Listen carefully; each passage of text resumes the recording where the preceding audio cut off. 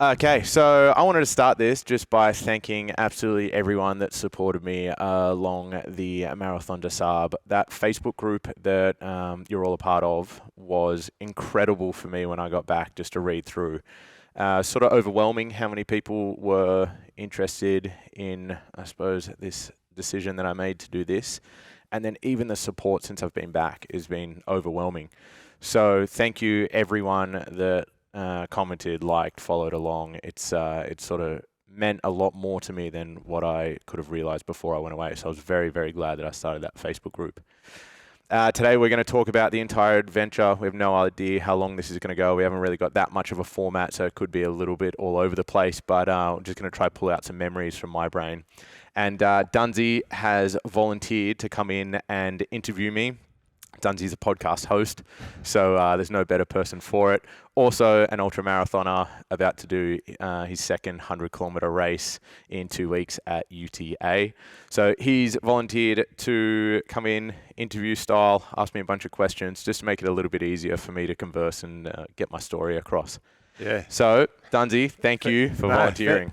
This is a real pleasure because I feel like when I got to see you after you got back and we're in the gym and you're taking a class, I get you for about maybe 2 minutes and I get a quick little snippet of a story, and I haven't had the full debrief, so this is perfect. To be fair, this is the first time I'm going to fully debrief it. I've been doing little snippets and stuff. I'm actually really looking forward to going back and thinking about some of the memories. Yeah, hopefully hopefully we get some stories out here. It should be good.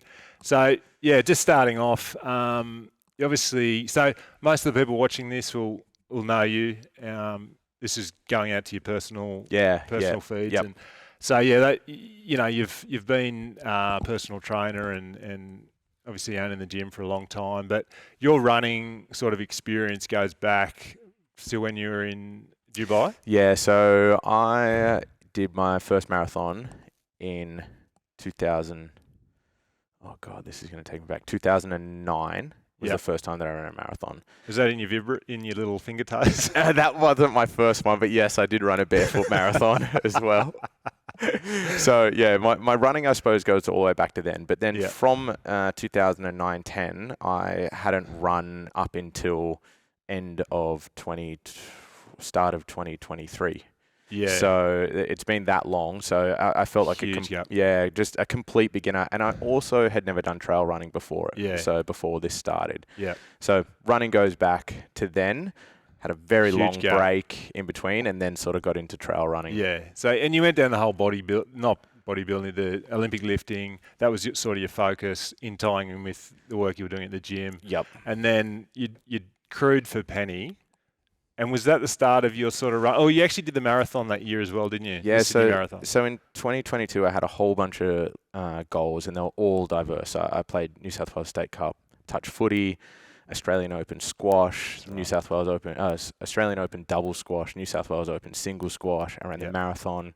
I did the run from Manly to Palmy and swam all the ocean pools along the way. Right. Yeah, So and then that year I went to nationals for Olympic weightlifting as well. Yep. So that year I had all these really diverse goals, all different stuff that I wanted to achieve all in a calendar year. Yeah, right. And then at the end of that year, Penny was running her first, which is a friend of ours, was running her first 100-kilometer race down in Cozzy. So Ultra Trail Kosciuszko. Yeah. And I had been around and crewed some stuff when I was overseas, in 2009. And I was like, oh, I'll come and crew you. I love the atmosphere. Yeah. And then I went down and watched it, and I watched her do the race, and I was like, I'm doing that. I'm doing it. I'm back. This is it. I'm this a is runner. the time. Yeah, I'm a runner now. Yeah. So that she was the one that sparked it. Yeah. The interest in me in the trail stuff. Yeah. As for what we're about to talk about, the Marathon des Sables, I knew about that from when I lived over in Dubai and when I ran my first marathon over there. Yeah. A lot of people had spoken about it, and that from then, so that was 14 years ago, I remember thinking to myself, I'm going to do that race one day. When I heard about it, I thought it was, because I wasn't much of a runner, I just thought it was ridiculous. Mental. Yeah, and absurd. And I remember just admiring that someone could do that, I really looked up to that, and I thought, I'm going to do that one day. I'm going to do that one day. Yeah. So the seed was planted for a way long back. time. Yeah, for a long. I've known about the race for a really long time. Yeah. Yeah. And you go back into running. Yeah, I mean, I didn't realise the marathon was basically just, here's my year, here's my list of things I want to achieve. Yeah. That got done. But so you crew penny, you get into trail running, you do, last year, was it last year? Yeah, last year was UTA 100. UTA 100, yep. And the miler in Cozzy. Yeah, I did UTA 100. I did the 50 miler at Coast to Orange. I did Coastal Classic, which I signed up to do with you, and you never showed up. Nick took my place. Yeah, so I did UTA 100, 50 miler at Orange. Yep. Lonely Mountains. Then I did the Coastal Classic. Jabulani. The Jabulani 45K, and then the Cozzy miler in December. Yep. And they were all, I suppose, what you would consider B races. So they were all with the intention of being able to do MDS. Really? Yep. Yeah, MDS was always the end goal. Always. It was always MDS. Yeah. And then when I decided I was going to get back into running, MDS had pretty much was like that April. Yep. So I knew I couldn't do that. Yep. So I planned out what I wanted to do that year with the end goal being MDS. Yeah, okay. Because I always thought, I knew you trained hard and well for UTA, and Jabulani was was a B race for that. Yep. And same with like Lonely Mountain was a B race leading up to the miler. Yep. But I didn't realise that whole block was actually B races for MDS. Yep. Yeah, wow, that's cool. MDS has always been my end goal. Like I said, after I did this, that was it for me for trail running, which so hasn't actually panned out that way. Asterisk. Maybe talk about that later. Yeah. But MDS was always the end goal for my for ultra running, because it might sound crazy, but I don't thoroughly enjoy it. You know, it's I have very specific reasons why I do it and wanted to achieve these things, but I don't love it. So you don't love what? Running or trail running or? Yeah, running in general, like the long distance. I'm not very genetically predisposed for it. Like I don't know what you mean. It's hard on my body. It's a lot harder for me to be doing long distance running than it is to Olympic weightlift or do CrossFit or do Squash. like higher intensity, shorter bouts. That's sort of what my body likes. Yeah. The really long stuff, my body doesn't adapt to it very well. Like it's a grind. I don't know what you're talking about. Yeah, I can't relate to that at all. Heart rate. Yeah, no, that's interesting. So, you've got all these. So it's basically 2013 is all these.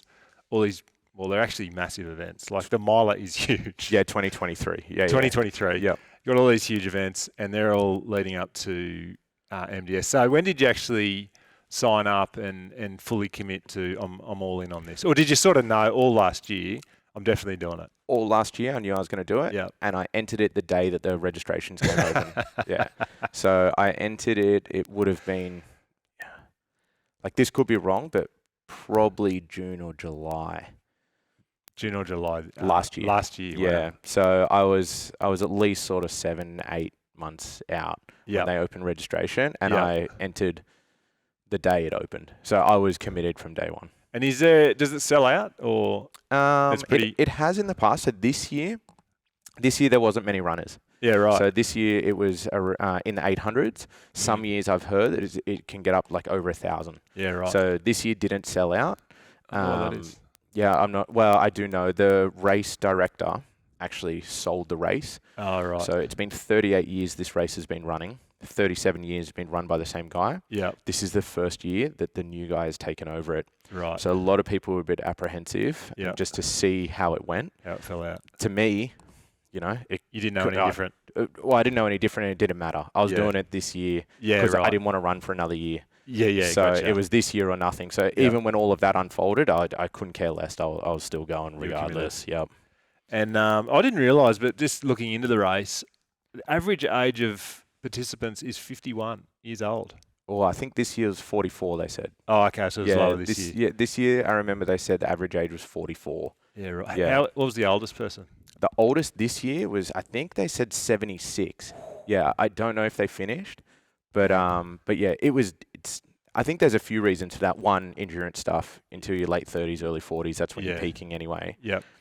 Two, it's quite an expensive race. Yeah. So there's a barrier to entry there. It's not For sure. something that, it's not even A student could do. Yeah, exactly. So I think it is skewed more towards an older crowd for sure. And as well, it's not something that you do early on in your ultras. Yeah. In saying that, there were people there that I met that had never run a marathon that did this event. Wow. Yeah. But I think it is something that you go and do other events prior, and that takes years typically. Yeah. So I think that's why it's an older demographic that do it. Yeah, that makes sense. And what was the youngest? Did you find that out? There was a 16-year-old girl who was there with her dad. Pretty sad story, actually. Oh, 16-year-old girl. On one of the days, got really, really hot. Yeah. She was maybe I didn't see this. I overheard this through camp. Okay, so in camp, there's a lot of rumors.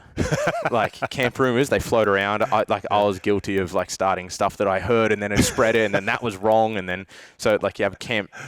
And you got probably lost in translation between the languages. 100%. So take everything I say. When I say camp rumor, it's like, this is what I heard. Yeah. But I did see this girl, and I'll tell you what I mean in a sec. So she was a couple kilometers away from the finish line. Yeah. And one of our friends that we had met, he was a running medic. So he was a doctor that was running the race. And what they do is they volunteer their time. So there was, at any time, I think they said there was maybe 20 doctors who were running, and they have different color bibs and different numbers. Yep. So if anyone goes down, they trade in their food, the doctors, and they weigh the food, and they give them that weight equivalent in medical gear. Right. So they've got a bunch of medical gear on them. They don't have to carry it as extra weight. Okay. Yeah. And then at the end of the day, they go pick up their food. So they don't have to carry their food. They carry medical gear instead so they can help people. Okay. Anyway, this girl, a couple kilometers out from the finish line, she collapses, this 16-year-old girl, heat stroke.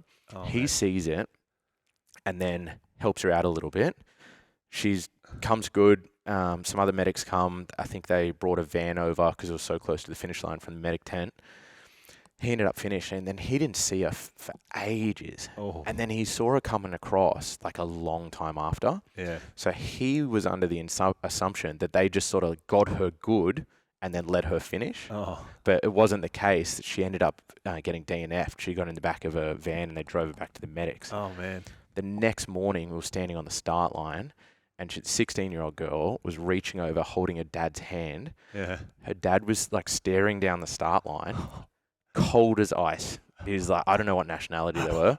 He's looking, and she was bawling her eyes out. Oh, she was didn't crying. run, did she? She was DNF'd, so she couldn't run. Man. She was holding his hand over the barricade, and he was like, I remember just looking at him, just going, this guy's a savage. Oh, like, my gosh. he was just looking down the start line. I'm doing it. Yeah, and she was bawling her eyes out because she didn't get to do it. That is crazy. So, yeah, that And was... her dad's leaving her. Yeah, that just left her at camp, and then...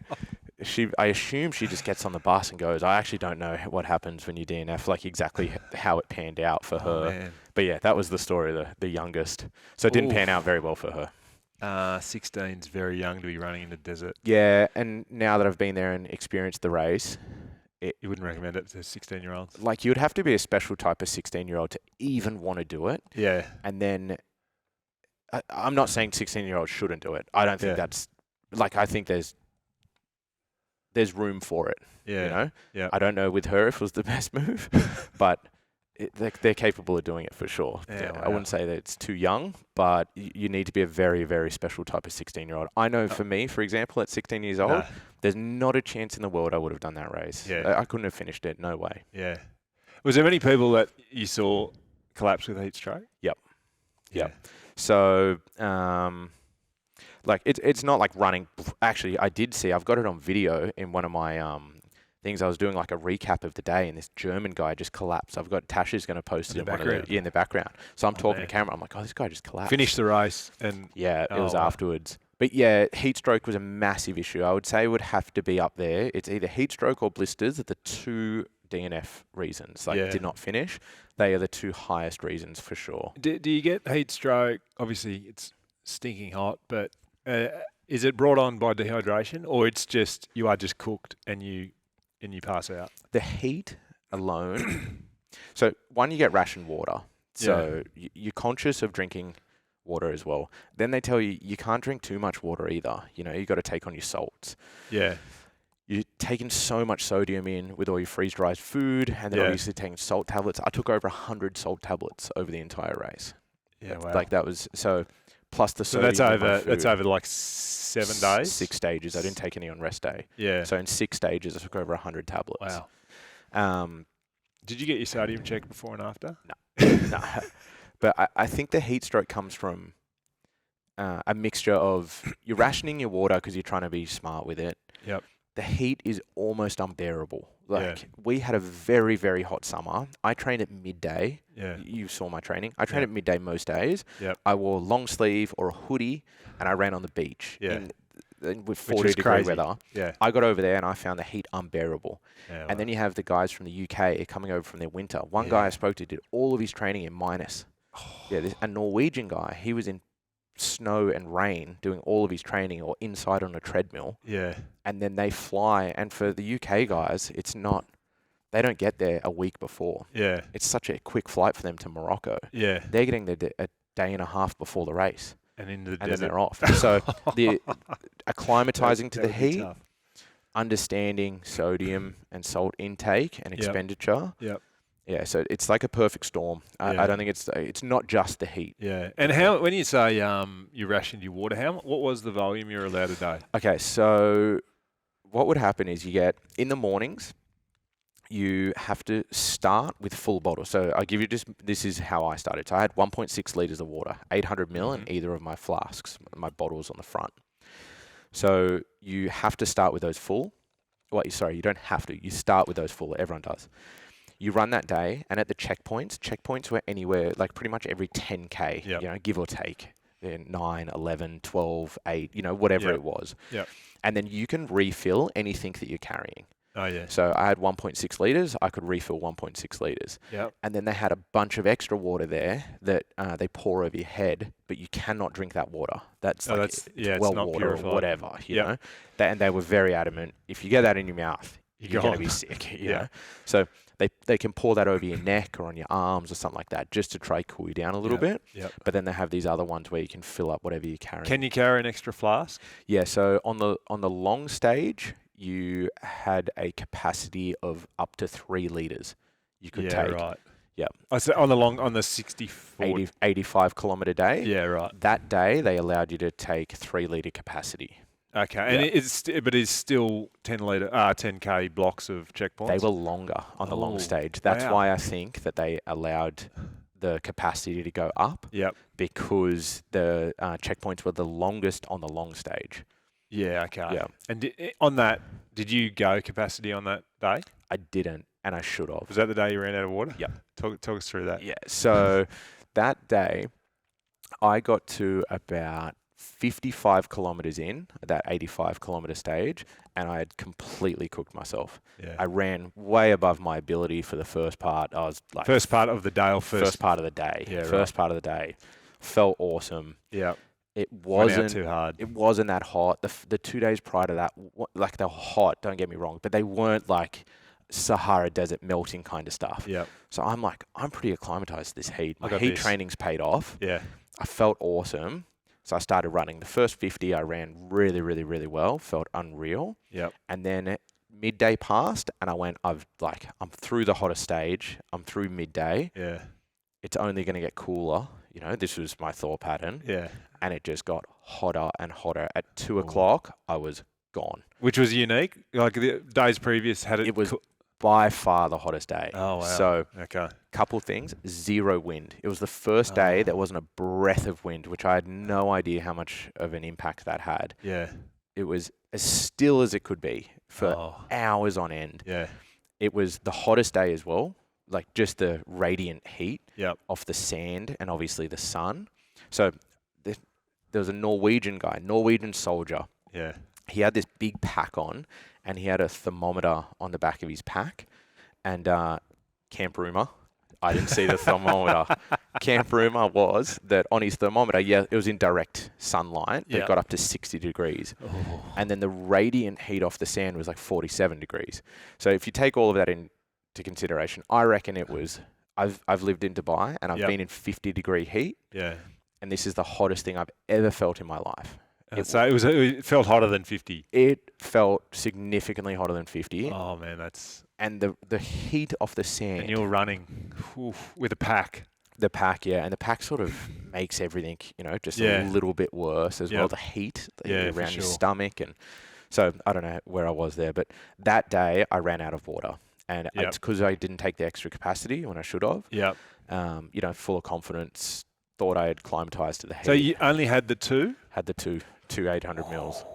So I put it in perspective. I had 4 kilometers left to a checkpoint. Yep. I had 400 mils of water.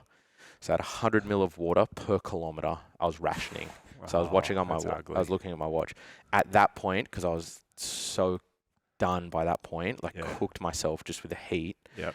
I was walking a 13 kilometer pace. Yep. Kilometer. So, I was death marching. Yeah. So you talk... And flat? Flat. This was just flat, hot sand. That's it. Yeah. And then Your heart rate. My heart rate was 143, and I was walking 13-minute kilometers, and I had 400 mil of water left. And I remember just thinking, this is the stuff you do everything you can to avoid. I've put myself in the worst position here, and I wasn't the only one. I met lots of people that just got caught out on this day. Yep. And then when you get to the next checkpoint, you can fill up 1.6 liters, and then that one was, I think from there, I remember saying I had 22k left of that day. Yeah. And I had a checkpoint at halfway. So I had another 3.2 for 22k's, and I was walking 13-minute k's. Oh. So I was out there for 6 hours or whatever it was. You would have got to the checkpoint and been totally able to just down that. Would you have 1.6 litres? Yeah, you've got to bask in it, throw it at me, whatever. I did stop at that one. Yeah. They had these bivouacs just set up. Yeah. And I stopped at that one. I had to they had a bit of shade there. Yeah. And I just laid in the shade, trying to get my body temperature down. It was just... You would have been cooked. It was... I've never, ever felt heat like that day. And that was unique to that day. The other days were very hot. Not like that. And you got that on the long day. The long stage, yeah. That's Huey playing tricks with you. Yeah, that was not enjoyable that stage. And so is it a buzz when you get into these checkpoints? Because we saw on the videos, you got a DJ, you got people dancing, or did you get to that checkpoint and it's just death? So the checkpoints along the way, yeah, they're not like anything you see on Instagram. They're just a tent. Yep. They've driven out a couple vans there and a bunch of volunteers there with water. Right. The volunteers are incredible. They're angels. Yeah. All French? Or varies? Well, it varies. Yeah. In my experience, the French weren't the angels. So it was very dependent on who you came across at the checkpoints with what kind of experience you had. Okay. So if you walked in and it was someone that you'd built rapport with somehow overseeing them, they were quite generous with the water they pour on you. They fill your bottle up and they're full of energy. Or sometimes you walk in and it's language barrier. They got worked to the bone, the volunteers. Yeah. As it went on, they were just they didn't want to deal with it either. They're over it. Some of them, you're dying from water and they're just so it was very dependent. The checkpoint. And you've been waiting for doing a death march. Yeah. How good is this going to be when I get to this death? Yeah, when you see one of the volunteers that maybe you've had a chat to, they speak English, that they're quite lenient with the water, they're happy. Yeah, it's angels. Best feeling ever. When you see these certain people, you just go, oh bugger. You're better off just give him the finger and keep walking, it felt like sometimes. But yeah, it was very dependent the checkpoints. Yeah. The finish line is what you see all over Instagram. Yeah. So the finish line was the checkpoint, was the DJ. Yeah. It was the guy standing there on the mic. He sort of yells and he's screaming and dancing. And I love finish line feels, but I didn't really have them on these days. Yeah. It's a little bit different on a stage race because you cross the finish line. Yeah. And it's almost a false sense of achievement because you finished that so much to day. do. Yeah. And you can't celebrate it. The highs, if you celebrated each finish stage, I don't think it'd be very good for your psyche. Yeah. So there wasn't much euphoria or anything like that crossing the finish lines. Yeah. They were actually a little bit frustrating, you know, Yeah. because you're walking in, the music's pumping, they're Yeah. dancing, they're obviously trying to make you feel better, Yeah. and you're at your worst. Yeah. And you're sort of just like, fuck, Give me some quiet I time. got some stuff ahead of me here. Yeah. I don't I've got really to deal with wanna, my feet. Yeah, I've got to have dinner. exactly. I've got to clean myself somehow. Yeah. So the finish lines weren't euphoric like they may seem. Yeah. It looked good. Look good on the socials and look good on Instagram. Yeah, when we finished and we saw the socials, it was, you know, like I can speak on behalf of a few of us. Yeah. When we This finished, is not we a looked good at, representation. Oh my God, it was nothing. It didn't feel anything like that. Yeah. Well, speaking of the socials, one impression I got was hotel slippers. Hotel slippers. It sort of took off and that, didn't it? Moroccan tea. Yeah. I mean, it looked luxurious. You had Lockie and I are still yet to take you camping, and I'm telling you, when we go camping, there won't be a tent set up with a drop dunny, and it'll be go behind that log. I'll give you some context around that photo. Yeah.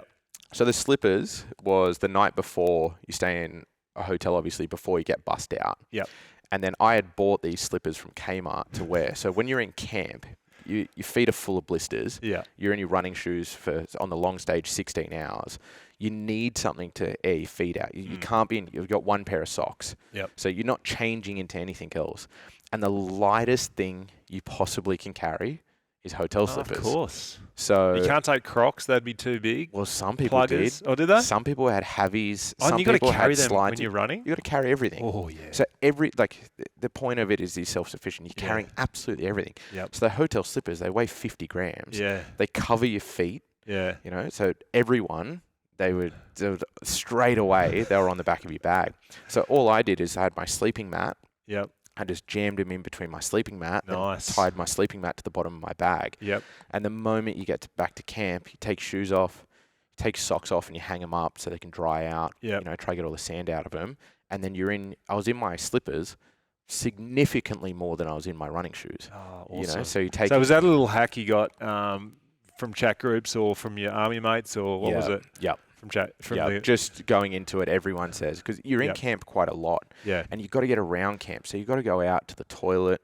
You've got to go to the medic tent. You've got to go to get your water. You've got to do all this stuff. And you're on rock, so you can't go barefoot. Your feet are full of blisters. Yeah. So you got to keep all the be barefoot. you got to keep infection. Yep. You know, getting it all in there. Yep. So slippers, and then the medic tent, which is where I snapped that photo. I was in there because one of my one of the guys in the bivouac, he got heat stroke. Yeah. And mate, he was in a really rough way. So I got back to the tent this one day, and he's a very good runner. He was the highest finishing Australian. His name's Shard. Yep. So he finished 70th overall, highest finishing Wow. Australian. And I got back, it was on day 2 after the 40K day. And I came back to the tent, and I was carrying my bottle of water, and I'd like drop my head into the bivouac, and I go, yeah, buddy, like that. And I look over, and he's just white as a ghost. Oh, and he's like, he usually, you know, pretty up. well, he's no extrovert like I am, but Yep. you know, he would at least say, yeah, well done, you know. Yeah. And he was just like a blank canvas. Oh. And I was like, oh shit. And I said, are you okay? And then he goes, I'm going to be sick. And he gets on all fours and he starts dry heaving. And I was like, oh no. So I said, mate, we have to go to the medic tent. Yep. So we went to the medic tent, took him there. They put a thermometer, to take his temperature. Yep. I was begging him to put it up his ass because there was camp rumours that all the French would go and take your temperature. So I was begging him, but they didn't. They put it under his armpit, which was really disappointing. Yeah. 39.3 think that his body temperature was at. 37.5, I think. Yeah, right. Okay. So bloody hot. Yep. They laid him down. On this thing, and I was sitting there with him. They put a fan on him to try to cool him down. Couldn't cool down. He was in there for a while. Yeah. And he was on another planet. You know, Wow. he was not Delirious. well.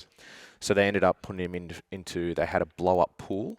Oh yeah. So they'd blow up this pool and they'd fill it with frozen bottles of water. Yeah. So I'd freeze these bottles of water and chuck it in there. They put Like him an in ice there. bath. They put him in there for 13 minutes. Oh wow. Yeah. And then he was like a different human. So he got out after 13 minutes. Laid down again. They tested his temperature, and it had dropped down to 38.3 or something. Yeah. And they went, okay, back to your tent. And we were like, oh, okay. And what do we do? And they said, if your temperature goes up, bring him back. And Put him in the pool again. Yeah, and put him back in the pool. And we're like, okay. So we went back to the tent. He laid down. We go, we'll go get him some more water. Yeah. We went up to the...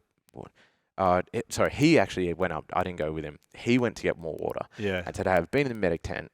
I've just I've got heat stroke. I've been in the ice bar. I've cooked myself. I'm not doing good. Can I have some more water? Yeah. No. I said no. And we're like, what? And you pay money to go and do this. Yeah. And he's like, hey, I don't want water. I Medically, they're like, if you take the water, it's a penalty. Oh my gosh. So he foregoed the water, and then we passed around a little 5 litre, one of the 5 litres, and like a charity. everyone poured a little bit in, and he got some extra water. In your bivouac. In the bivouac, yeah. So he was one of the 6 people that I shared it with. And then, mate, he went on the next day. He took it really easy for the first bit. Yep. Felt awesome. And he flew past me when I was death marching on that long stage. I was 55K in, and I was death He's marching. like, give me my water bag. And he come running past me full of beans, big smile on his face. Let's go, Shawnee, you know. And I was like, wow. So he what a bounced rebound. back. Yeah, mate. He bounced back from, I said to one of his friends, the way that I saw him, I said, he's not good. well, I've never seen that. Yeah. And I knew how much I was struggling. Yeah. I was like, I didn't know him that well at the time, but I'm like, I don't know if he can come back from that. Yeah. This is something that looks like it's over. Oh, wow. So I didn't think he was not going to finish, but I just thought maybe medically they would pull him, but Yeah. they didn't really care. And he came back, and like I said, highest finishing Australian. Aussie. Yeah, 70th overall, 70th out of 850 people. Is he a good, is he? He's a good runner. He's a good runner? He's done UTMB. Yeah, He ran UTMB. He's running the Australian miler championships down at... he's serious. Yeah, he's a good runner. He's a bloody good runner. Yeah, okay. Yep. That sort of is a good segue into talking about your bivouac. Your army mates, you said something like they taught you a lot of admin, or they just got... And for you, who, like, your camping expertise is sort of down there. Yeah. You've got blokes that have been in Afghanistan, Iraq, done the full, this is how you do it hard, this is how you do it dirty. Like, you've totally hit the jackpot there in terms of people you want to do it with, and having it in your camp. So in the bivouac, you can get up to 8 people in each. We ended up getting 6 in ours, which was a massive blessing. Yeah. There was one guy, his name was Adam. He was from Gibraltar. He was in the British Army. He did explosives. He was a bomb technician or something. Yeah. And he had done MDS 20 years earlier. Oh, wow. So his son said to him, I want to do MDS. And so he signed up. And MDS got closer and closer, and his son just went, I don't want to do it anymore. And he's like, well, so he'd served in the British Army the entire time. Yep. Already done MDS, came in. Day 1, viral infection. Oh, that was that guy. Coughing his guts up. Yeah. I was laying next to him, essentially, spooning, and he just coughed his guts up the entire first night. And I sort of was laying there just going, all right, well, our race is over, the whole bivouac's. But thankfully, it's open each side with a wind, constant wind. Yeah. No one else got sick. Fresh air. He ended up DNFing on the long stage. So I think he got to the first checkpoint on the long stage, and they put him on a nebulizer and they pulled him. Yeah. So they sent him home. No. Kate was another girl. She's done all 6 major marathons around the world. Right. She very good runner. Aussie? Aussie, yeah. Yep. All Aussies. All the tents are done by nationality. Yeah, okay. So we got put with Gibraltar. He was the only Gibraltar. Okay. So they chucked him in with us. Yep. Kate, very good runner, really strong marathon runner, not super trail, but good marathon. Like anything flat, she was killing it. Yep. And then Simon, another Aussie, obviously. He was from Wagga. He was a hiker. So he's hiked the Grand Canyon. He's done a whole bunch of these, like, multi-stage. So he walked the entire thing. Yeah. So walking poles. Yep. And, like, I think the long stage had a 35-hour cap. Yeah. I think he ended up doing it maybe around the 28, 30-hour mark. I can't remember, actually. Somewhere around there. So he was a hiker. Yep. And then that was one side of the bivouac. And then the other side of the bivouac was these 2 guys, Shard and Zach, and then myself. Yep. And I don't think there could have been more polar opposites. It was, you've got these 2 guys, like you said, military, Yeah. Tours. multiple deployments. Yeah. They'd said they've straight out of school into the military, pretty like stern dudes when I first met them. And Like then, 40s, 30s? No, they're in their like mid and late 30s. Mm-hmm. Yeah. So they've been in 17 years, 15 years in the military. Yep. And then there's me, like, soft hands, painted nail. Like, I was thinking if these boys met me when I had my bleached hair with my top knot. Or your ponytail. Yeah, my ponytail. Never been camping in my life. It was just polar opposites. Yeah. And that became pretty apparent pretty quickly. Yeah. Thankfully, we got along really well. So the three of us ended up being really good mates. But going back to your point, I completely lucked out with these guys, and I'll give you some examples why. But they obviously knew exactly what they were doing in this setting. Yeah. And one of them, Zach, like I said, Shard, he was the highest finishing Australian. So not only did he know what he was doing in this setting, but he was also a very good runner. Yep. So I just took the approach of, I know nothing. Yeah. I'm just going to learn from Soak these two here. Yep. So I'll give you some examples. On the first day, I was making our food, and on the edge of the bivouac, there's a rope, and they tie a bin bag to the rope, and that's where you put all your rubbish. Yep. So I had a little snack, and I went and put my rubbish in the bin. Yeah. And Zach was laying there, and I got to paint the picture a little bit more. They're both 6 foot something. They're both big dudes. Like, one's 90 kilos, the other one's 100 kilos. Like, tattoos, they had the typical military sunnies on. And then I put the rope, and he's like, "Don't do that." I was like, "What do you mean?" And he said, "Don't put the rubbish in the bin." And he said, "If you put every individual bit of rubbish in the bin," he said, "at some point this week, that bin bag's going to blow off. Yeah. We're going to have to run around. We're going to have to collect 50 bits, a little bit of rubbish if you keep doing that."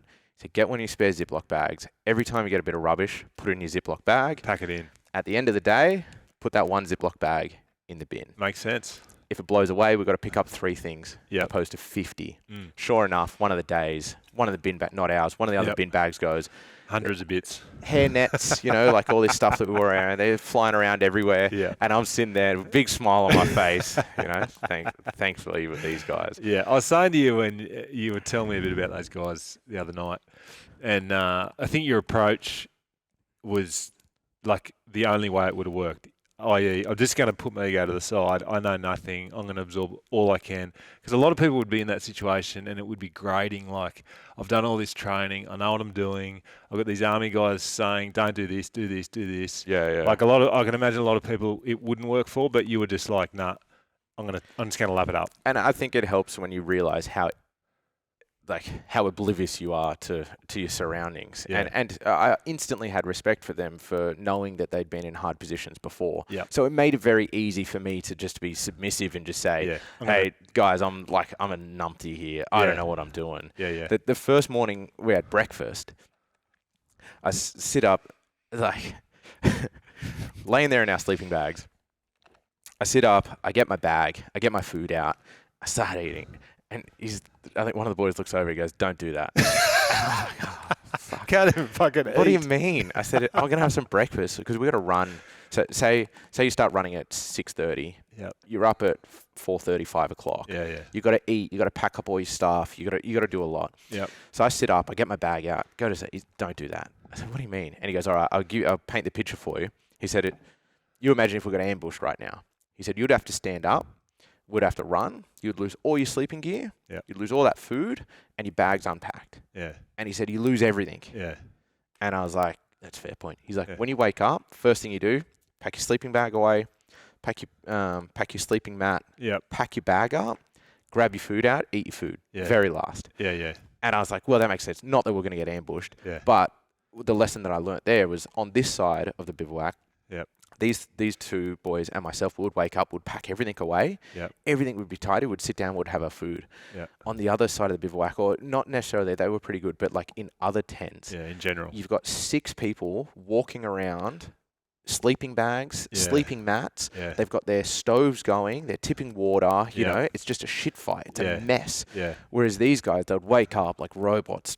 Sleeping bag, sleeping mat, pack your bag up, put your shoes on, put your gaiters on, eat your food. Ready to go. Put your food, rubbish, in your little Ziploc bag. Put the Ziploc bag in the rubbish. Like, That's it was, ideal. and for me, to be taught to have that was Yeah. perfect for my personality type. Yeah. It's like this is the way it is. Yeah. So these are the Regimented. things. Yeah, these are the things that they refer to, or we started referring to. I assume they do in their normal life too, but I've never heard it like that. This is the admin. So like the moment you think of doing something, you're laying there. I said the moment you think of doing something, do it. Yeah.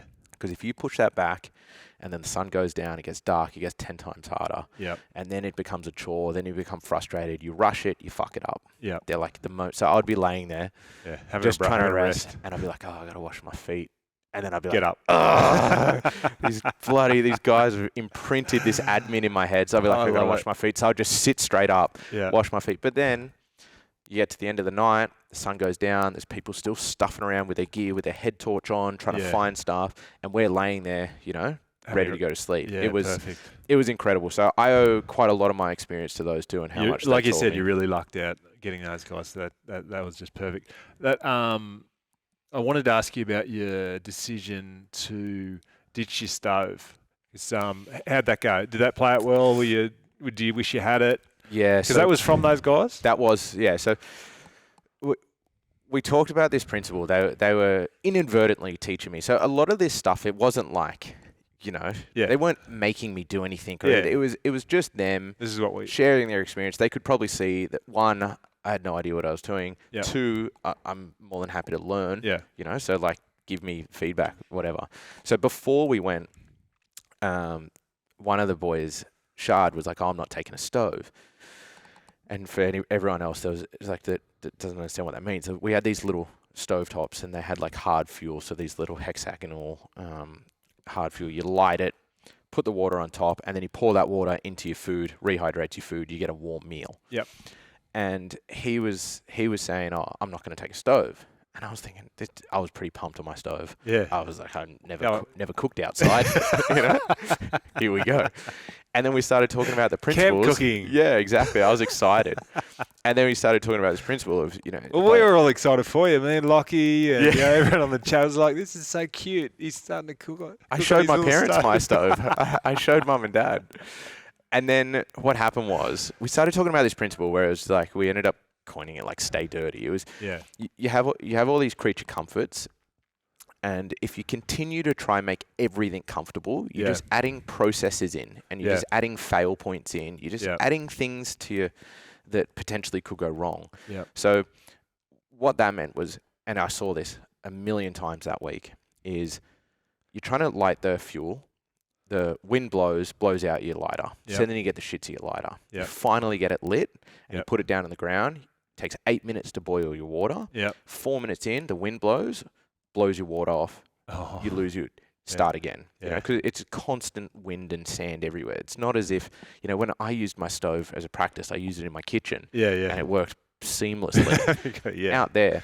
And point being, I don't know if I'm babbling on here about the stove, but point being was, you add all these processes in that could fail. Yeah. It adds a point that you could get frustrated, brings your morale down. Yeah. And the benefit of all of that was that you have a warm meal. Yeah. So you could either just have a cold meal or a lukewarm meal. Yeah. It still has the same nutritional value. Yeah. It still has the same impact. You just reduce all these fail points. So it's fine. So for me, I just went, I'm going to implement this lesson somehow, because it wasn't about the stove, the lesson that we were sort of talking about. It was more about, don't try fight the sand getting into your bag. Yeah. Just get there. They said the moment you get there, they were kidding, but they said like the moment you get there, just roll in the sand. Yeah. Put it in your hair, put it in your bag. Yeah. The moment you try to start fighting it and you don't accept it, that's when morale just keeps getting down and down and down. Yeah. So I thought, I'm going to implement this lesson by just not taking my stove. Yeah. I didn't take my stove, and it was absolutely fine. Yeah, okay. Caveat. Towards the end of it, all the people that did have their stoves, they took way too many fuel tabs because they were thinking they're going to heat up every meal. Yeah.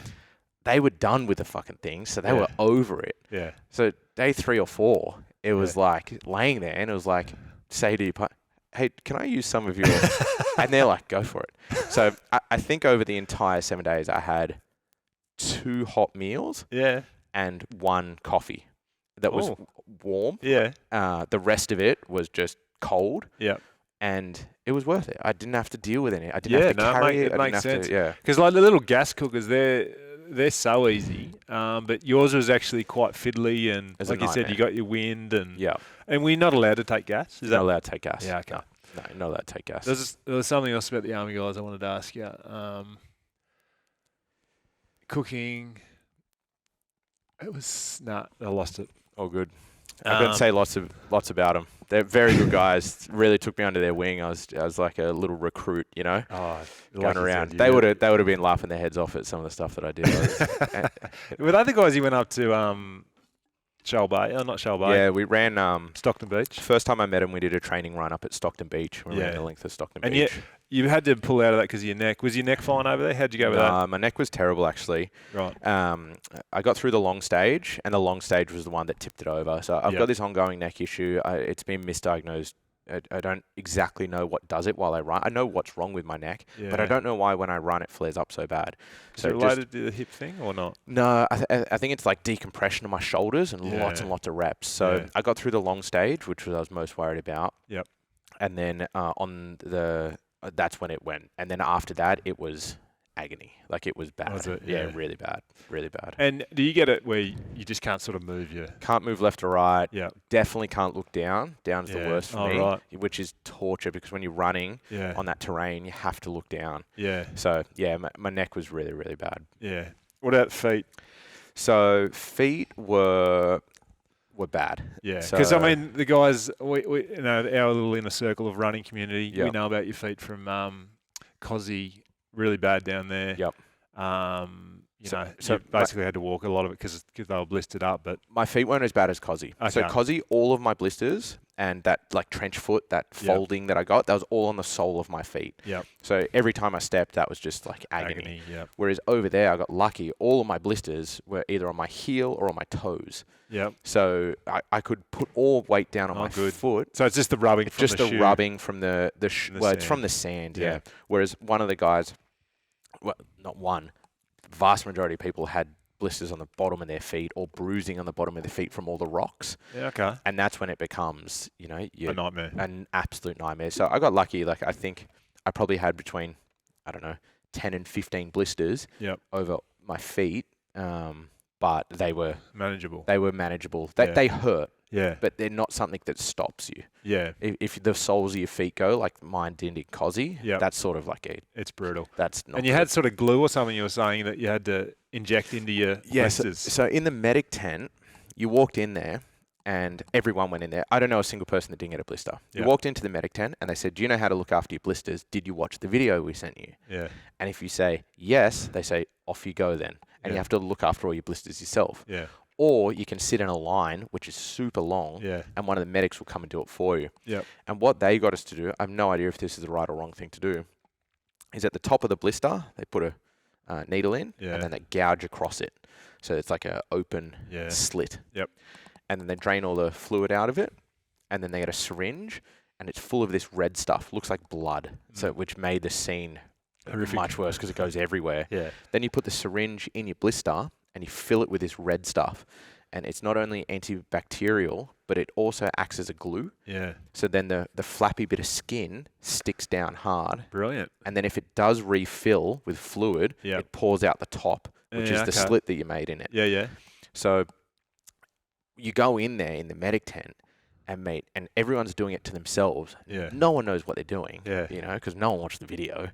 So there's this red dye, which the first day that I went in there, I thought was blood, which I was like, this is ridiculous. Everything is covered in betadine because you just squirt betadine on everything. Yeah, yeah. Then you got these red blood syringes just floating around, and then a bunch of these needles that you gouge all the blisters out of. So it was like a war scene when you were.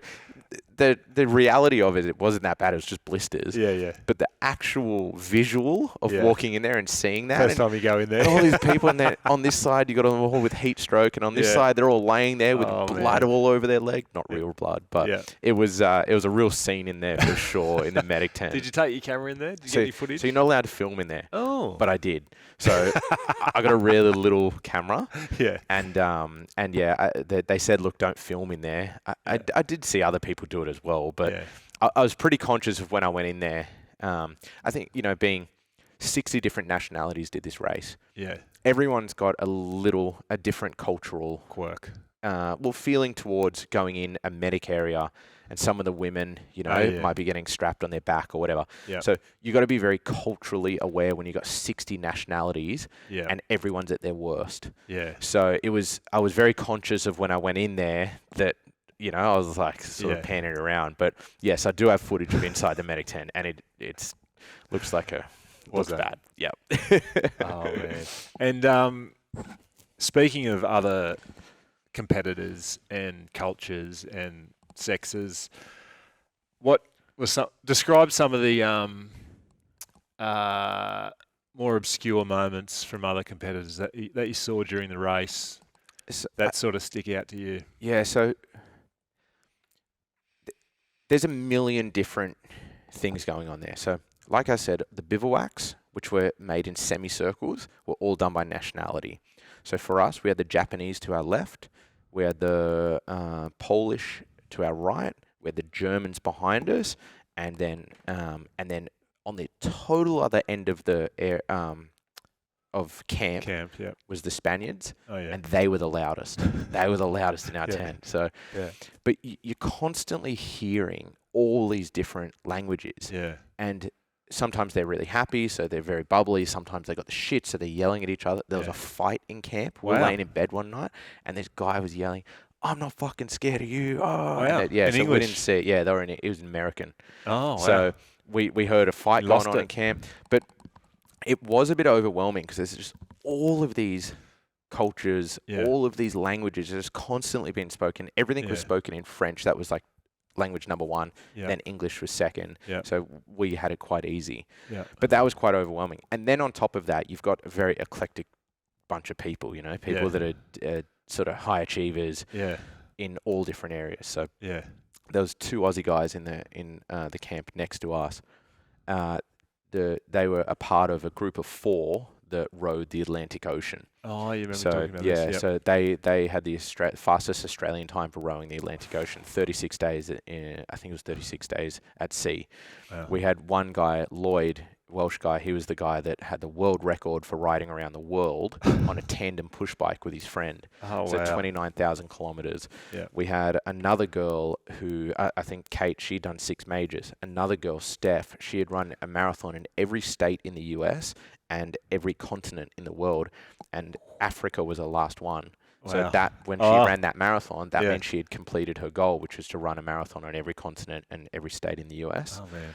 There was another guy, he was in his 60s. I'd love to find out about this guy. He had summited all 7 of the highest peaks in the world. Yeah. And this was his 3rd attempt at finishing MDS. He DNF'd twice. Wow. He was in his 60s. Yeah. And this was his 3rd attempt there. On the long stage, it was a 35-hour cap. At 31 hours, he was still out there. And I never heard or saw of him. No rumours coming through camp? No camp rumours. Oh. So I don't know what happened follow there. that one up. Yeah. Oh, another funny one that I had. Yeah. So very typical MDS style. The videos that we sent home, the 1-minute videos, they didn't actually, they didn't work. So what happened was, before we went away, they said, there's a surprise for you in camp. Register as many emails as you like. Oh, yeah. When you get to camp, we'll tell you what the surprise is. We got to camp and they said, hey, remember all those emails that you registered?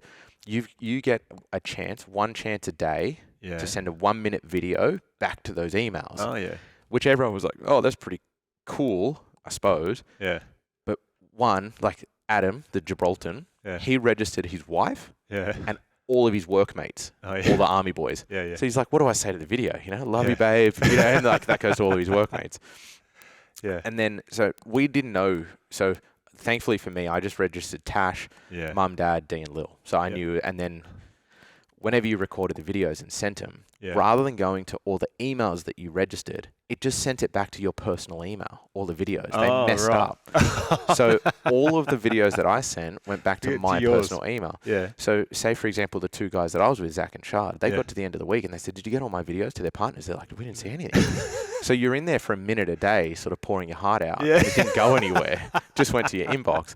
For me, thankfully, Tash needed a email from our lawyer. Yeah. And So they sent it she was to me. checking in. So she went on my email Yeah. and went, "Oh, what's this?" So that's how Tash got Oh, the. right. But that's a long story to tell you this.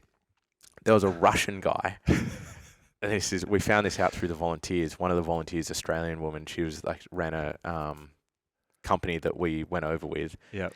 She found out about this Russian guy. He registered so he thought he was sending his videos to his girlfriend, Oh, no. but they were actually sending the videos to his wife.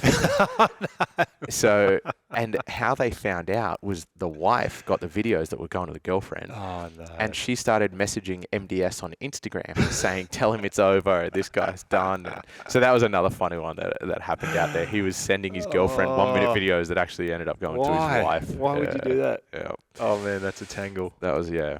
But yeah, I think They were awesome, those videos. So it was only by chance that we actually got to see you. that was luck. That was luck. If Tash didn't need that email from the lawyer, they would have just been, you just wouldn't have heard from anyone for 7 That's days. so funny. Yeah.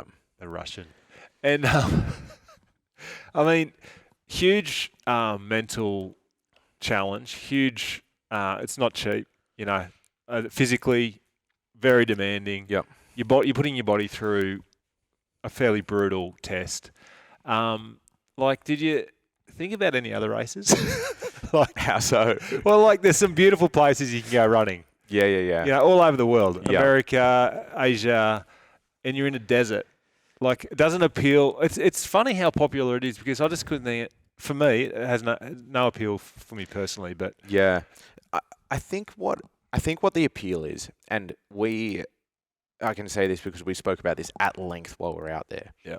The people that were attracted to it's labeled the hardest foot race in the world. They use that in all their marketing. it's a pretty good marketing. We all thought it was a marketing gimmick bullshit because I think I even said before I went over there in one of my videos, I can name 10 races that are harder than this race, But now that I have done the race, I understand why they say that because it's not the hardest race in the world. If just the running. Yeah. It's not the hardest race Because you can in the world. actually hike it. You can hike it. Yeah. The cutoffs aren't the hardest. So you Yeah. don't have to be the best athlete in the world. Yeah. The cutoffs are actually quite lenient. Yeah. It's not the hardest race in the world because it's got the most elevation or the longest, none of that. Yeah. But when you take into account everything that goes into it. Yeah. So to put it in perspective, and what made it really feel so remote to me is I had a 14-hour flight from Sydney to Dubai, an 8-hour flight from Dubai to Casablanca. So you feel a long way from home already. Yeah. Then from there, you got an hour drive into Casablanca. You get on a bus. You get an 8-hour bus to a town called Ouarzazate, which is exactly what you picture a town called Ouarzazate looks like. Yeah. And then from Ouarzazate, it's another 6 or 8-hour bus ride to the start line. Yeah.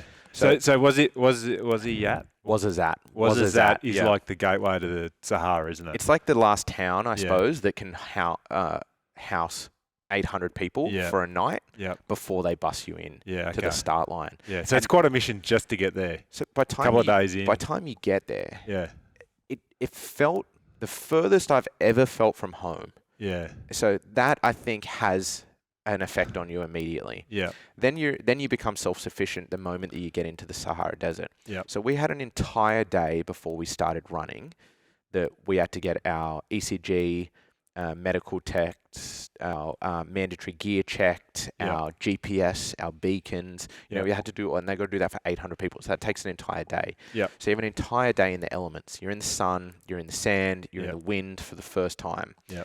You sleep there that night. And then that's when the race starts the next day. Yeah. So by the time we started the race, I was done. Yeah. I was ready to go. Yeah. But at the same time, I was like, and then I knew I had to run 250K. Yeah, So when you take the entire travel aspect into it, I've The never felt remoteness. further from home in my life. Yeah. So then that's playing on your mind. Then the elements. Yeah. The elements were something that I knew were going to be bad because I had heard it, but I didn't understand the frustration it causes. Heat, sand, wind. Yep, constant. Yeah. Constant. The sandstorms. So uncomfortable. They just blow through. So you're you're sleeping on sand and rock. Yeah. So they put the camps, bivouacs, on rock beds. Yeah. Because Is it jagged rock or is Yeah, it just solid rock? It's jagged rock. Yeah, really All uncomfortable. little, So Yep. you have to roll your mat up, clear as many of the loose rocks as you can, roll your mat back out. Yeah. A minute later, you're 2 centimeters deep in sand because a sandstorm Oh, comes. sorry, they're not putting a tarp down. No, Okay. no. Then 2 minutes later, sand comes. You got 2 centimeters sand through your entire bivouac, and that was before you start the race. Can I just preface this for the audience? He has never been camping. He has never been camping, and he finds himself Yeah, and days from civilization in the fucking Sahara. and I wasn't the only one that had never been camping as well. There was Oh my others God. there that we jokingly said, we've never been in a tent or anything like that. Extraordinary. But what I was getting at is Yeah, sorry. Cut you off. when you take all of that into consideration, the rationing of the water, the language barriers, the 60 nationalities, the heat, the sand, Conditions. it just wears you down. Yeah. So So it is the hardest.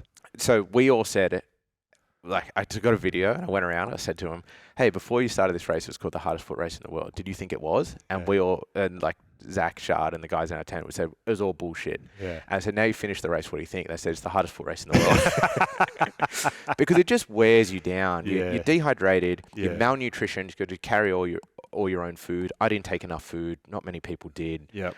The chafing, the blisters, you just take all of that into consideration. Yep. It was bloody hard. Yeah. It was bloody hard. Yeah. Yeah. Hard, significantly harder than I gave it credit for. Well done. You've achieved it. That's I know. Tick, extraordinary. tick. Happy days. And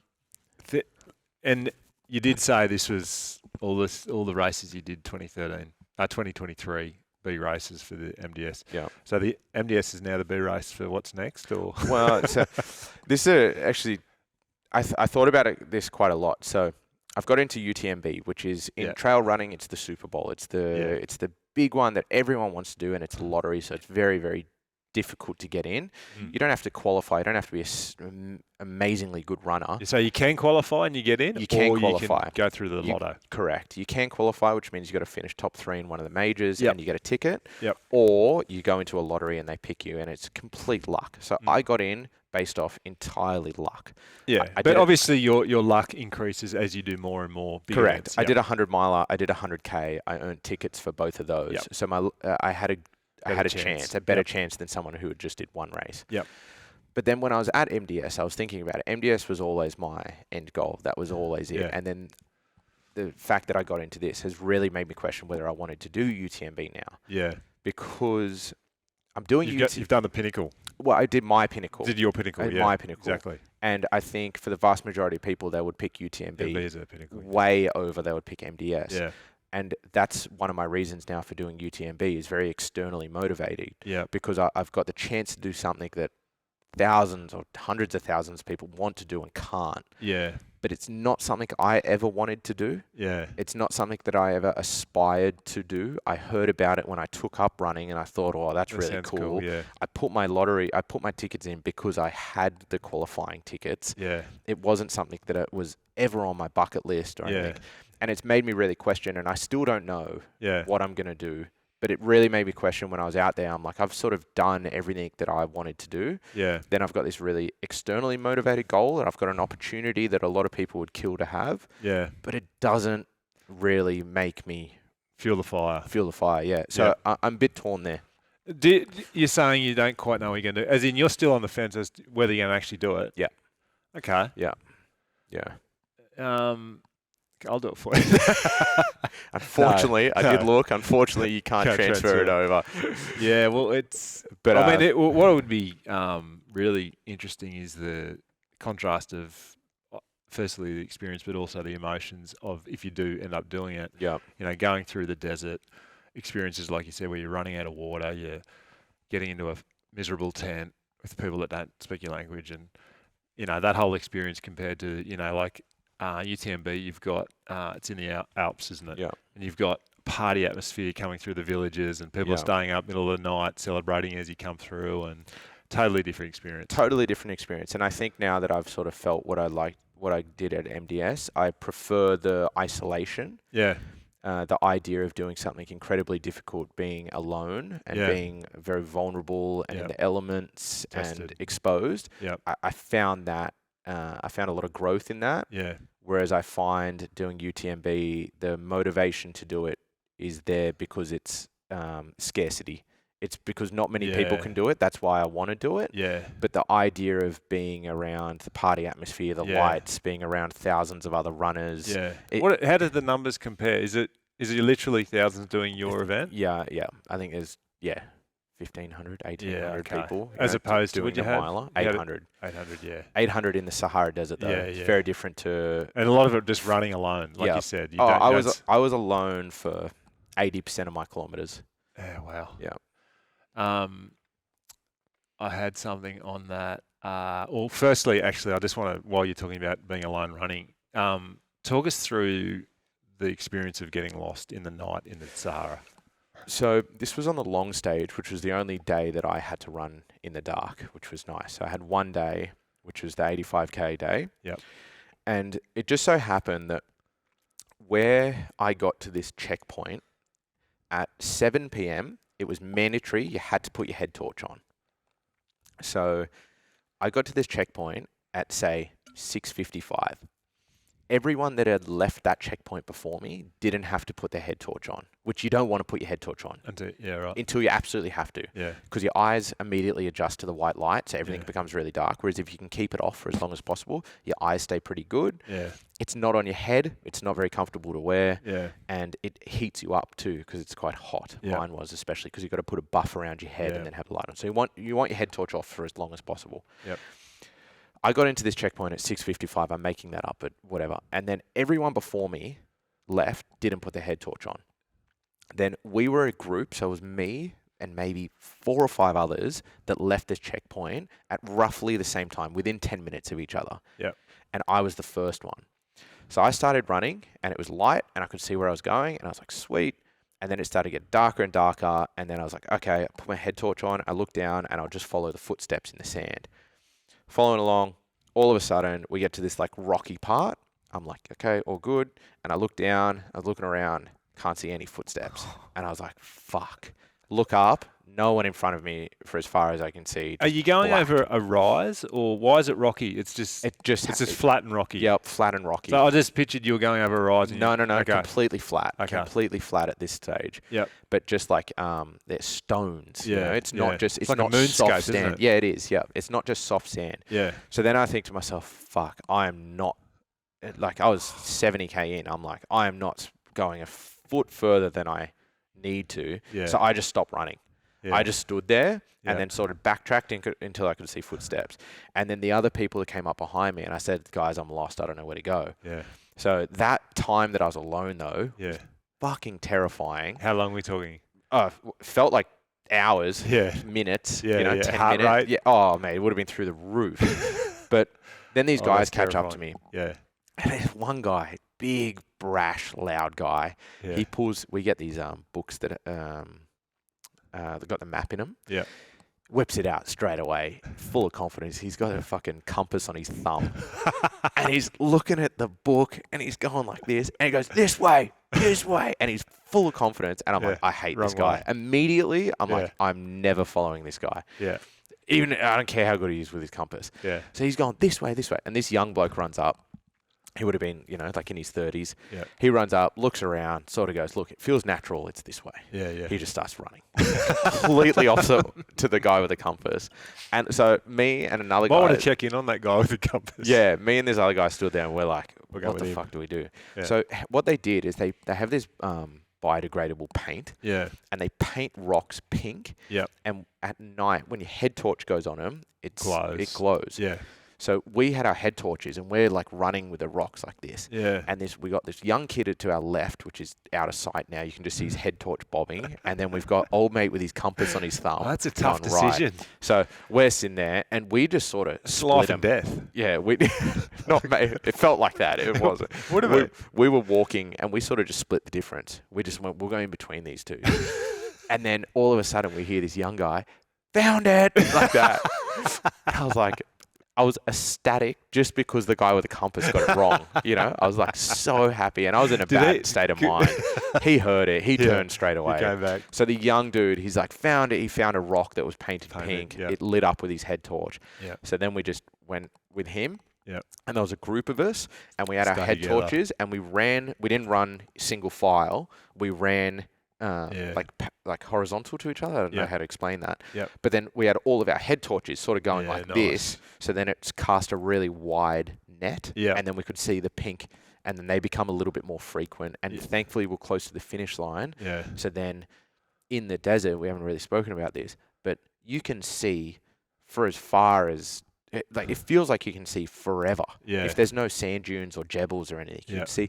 So when you see the finish line, there's the light there. Yeah. You can see it from so far away. Right. So not only did we have the pink, but we had this like sort of knew where you were heading. Yeah, we knew what direction we're going. Yeah. But a few people that night got lost in that same spot. It was just a bit of a dark zone with the paint. With not enough paint in between. Yeah, but what happens is the further back you are in the group, so like I finished 140th overall. Oh yeah. So typically I was running in the top, 140, say. Like on average, I think I was around the 100th mark when I was running these days.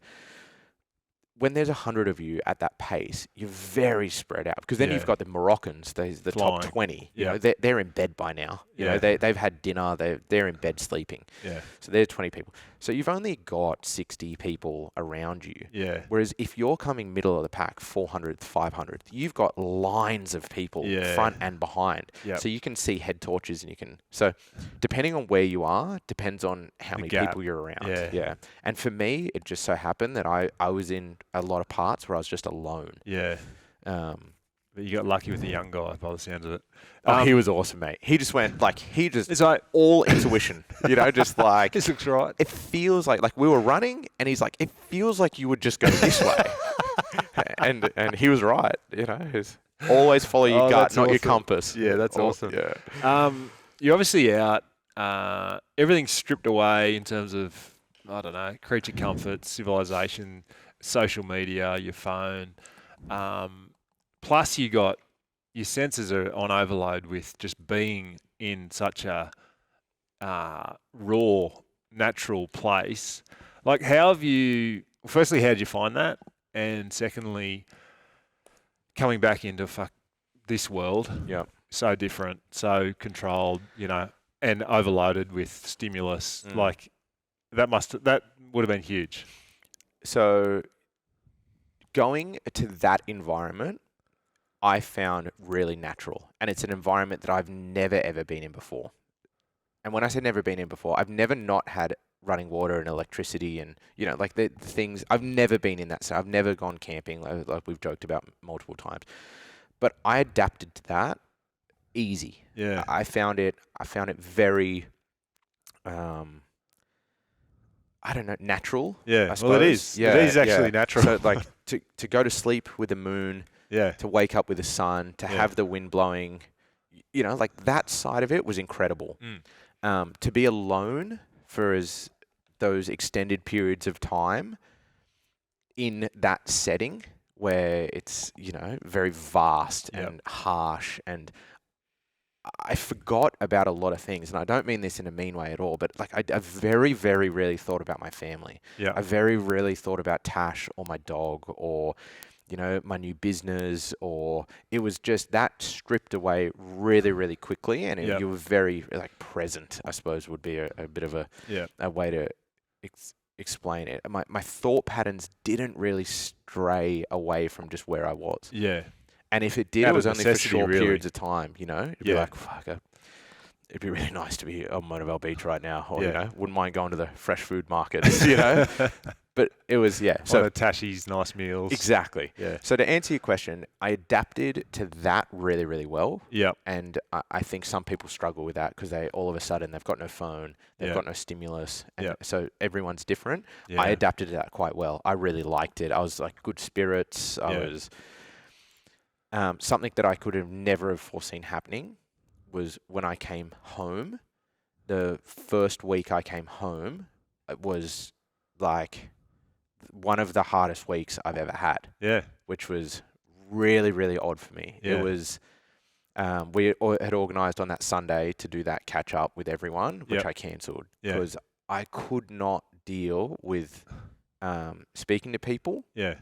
The stimulus of like the day that I got back when I got my hair cut, we're in the barber shop. There's a guy either side of me and 3 barbers and the music playing, and Yeah. I pretty much like I couldn't do it. Yeah. Like I was like I got to get out of this setting. Yeah. It was just too much. Took the dog for a walk, and we're on Pittwater Road, and Cars flying past. ambulance went past me with the sirens on, and I was like, I really fucking struggled. Really Yeah. struggled.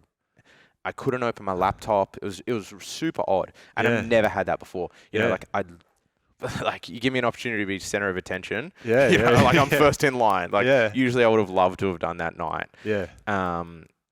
My phone was and everyone was so nice. Like my family and friends were calling Yeah. to talk to me, and like I just Yeah. didn't answer my call. I didn't write back to messages. I just Yeah. like I couldn't do it. Yeah. And I could have never have foreseen it being that hard. I didn't understand what was going on. Yeah. But I think before I went away, I was doing quite a lot of public speaking. I was like building a personal brand. So I was like Yeah. putting myself out there. I was doing a lot of talking to camera. Yeah. I was like lots and lots of stimulus Yeah. And up. and up, you know, Yeah. and I was driven, and I was Yeah. like, I had this goal of MDS, and like Yeah. I've had, they call it gold medal depression. I've had the feeling of doing a big event Yeah. and the like sort of the lack of inspiration or motivation immediately Afterwards. after. I've had Yeah. that multiple times in my life, and I knew that was coming. Yeah. This was different. Yeah. This was the external stimulus of my For life sure. Yeah. stripped away. When I came back, I fucking hated it. I hated it. I didn't want to speak to anyone. I Yeah. didn't want to. And then, unfortunately, It's intense. or maybe fortunately, Yeah. it lasted 5 days, 6 days. You know, What was the moment where you went like, I'm back? Or I'm not, I'm back, but I'm glad. No, I've adjusted back. I'm glad you said I'm back. Every day I said to Tash, tomorrow I'm back. And I said that every single day. I said, tomorrow I'm back. And then I'll just sit there and I'll just need silence. And I didn't really Yeah. want to. And people were asking me about how the experience was. And I was like, I'm Not ready to talk about not it. ready. Yeah. I came in and I coached a class on Monday night in the gym. Yeah. And I wasn't ready to do that. I was like, Yeah. Yeah. I was a bit rattled. Lifting for it. And it just took a bit of time, you Yeah. know, like, and Which of course it would. yeah. Like when you sort of look at it objectively about putting yourself in the desert through an extreme adventure event, Mm. 6 stages of a 250 kilometer, dehydrating yourself, starving yourself, getting fucking lost. Yeah. It's just so extreme, and then to pluck yourself and then put yourself back in this real world. Yeah. There's gonna be some adjustment. 100%. I didn't foresee it happening, but it definitely was for me. I don't know how anyone else went with it. Some people might have just went, normal to them. Back here. But something I said to Tash was, when you're at home for a random reason, you have to go to the airport or whatever, you're up at 3 a.m. in your house Yeah. and you feel like you're the only person awake in the world, and Mm. just because your cul-de-sac or your street's dark Yeah. and it's quiet, you feel like you're the only person in the world. Yeah. When I was in the Sahara and it was pitch dark and it was that exposed, like I felt like I was the only person on the planet, Yeah, wow. not the only Yeah. person awake. Like I Yeah. felt like I was the only person, and that feeling was like, fuck. Like you look around sometimes. Yeah. It didn't have to be at night, but night did just, Bring it add on. that element. Yeah. But you just had that feeling of being alone, being self-sufficient. Yeah. There was no screens. I didn't have a phone screen. Yeah. I didn't have music. I didn't take any music. I had Yeah. no stimulus Yeah. the whole time. Yeah. So yeah, to And no answer connection. to answer your question, coming back for me, I never ever thought it was going to be hard, Yeah. and it was probably the hardest week of relative to what I did. Yeah. It was a very, very hard week for me. And then it just, unforeseen. and something I didn't prepare for, but yeah. a really good lesson. Like I learned heaps from that. Yeah. And I think, part of the reason people go to get into nature, yours is a very extreme sort of example of it, but just getting into nature, getting away from stimulus, it's so, I don't know, good for your soul or something, and recharging and Yeah. gives you perspective and The word I've been using is it's recalibrated me. yeah, right. That's what it felt like. I was running at a 7 or 8, out of 10 Yeah. of just stimulus, Yeah. and then that just recalibrated me and made me go, hey, this is what normal feels like. Yeah. You know, and then you realize just how much stimulus you have in your life, from your email inbox to your social media to your, you know, you're conversing every day with 50, 60 different people. It was just like, I'm recalibrated, went back to zero. Yeah. And then when they just thrust you back, when you just thrust yourself back into life, from 0 to 8 is, you know, so miles apart. So it was, don't want to keep harping on about it. It was very difficult that week for me. No, that's very, very hard. That is interesting. You put out the message on the group just about some questions. If there's any specific questions, so I might just. I'll try to keep my answers. I think Nina had a good one. No one else had good ones. No, there was. Well, that's the only one. She had quite a long one, so I was reading that before we jumped on in. What'd you put it in? It was in the. Here we go. So she's got. I'll just read it out. Going dirty and leaving the oven behind. So we've gone through that. We preferred it. Yep. Tick. Spoken about that. Overall, how did you feel the event was run and managed? We saw a lot of dancing, warm-ups, cool-down stretches, Coke cans and ice. Oh, yeah, Coke cans. They look good. They would have been, like, primo. Okay, so I have to tell that story. Just let me get the full thing there. Talking circles, the 1 minute videos. Yeah, okay. So how do you feel it was run and managed? And talk about the Coke. I'll talk about the Coke first. Yeah, good. Because that'll give you an indication of what I think of how it was run. And the context of this is, and I didn't know this before I started running, but when you're running and you're particularly long runs, a cold Coke or even a flat warm Coke is with the caffeine and the sugar is just absolutely amazing. It really was. So, camp rumour. Coke. When you finish the long stage, you get to choose either a Coke or a beer. That was camp rumour. All of a sudden, it started spreading around. Yeah. And I remember one guy, his name was Fletch, in the camp next to me. Yeah. He goes, don't fucking promise me a beer unless you know there's going to be a beer there. He said that to someone, which I thought was hilarious. Anyway, he finished the long stage. No Coke, no beer. So then it was like, camp rumour, ticket up to that. It's not coming. Yeah. All of a sudden, I'm walking through camp and someone's walking with a cold can of Coke. Yeah. And I look across. You're hallucinating. Mate, honestly, like Mirage. my first thought was like, I reckon I can take that from them. It was and then it was just like, what the fuck is going on? And then I saw another person with a can of Coke. I'm like, what's going on here? Yes. So camp rumour was half correct. Yeah. When the very last person finished the long stage, what they did is they drove this truck down, like a ute, not a truck, a ute. And the tray, the bed, was full of ice and it was full of Coke cans. Wow. And they drove it down, but they didn't tell anyone. Yeah. So the last person finishes, crosses the line of the long stage, and then they just start handing Coke cans out to people. Right. Mate, it was like... Are people asleep? No, this is it. This is because they finished 35 hours. This is in the afternoon the next day. Oh. Yeah. Man. So you're talking like 2, 3 o'clock in the afternoon the next day. Okay, yeah. So we've all had a night's sleep. Yeah. And they're still just coming in. Oof. All of a sudden, people catch on that there's cans of Coke down there. Oh, mate, man. You've got these, I don't want to be... Yeah. I don't want to say the wrong thing here. Yeah. It looks like a prisoner of war, the people... Emancipated. They're emancipated. Is that a word? They can't walk because their feet are full of blisters. Everyone's got hotel slippers on. There's red stuff going down their leg, which looks like blood, but it's not. It's that stain. It stains your skin, that stuff we're talking about. And they're walking like zombies to get this Coke. And I was one of them. And then you get down there, and there's no, like, forming lines. There's no, like, what bib number are you? Take a can. There's just every man for himself. It's fucking on. So you get 800 people just flock this ute. Yeah.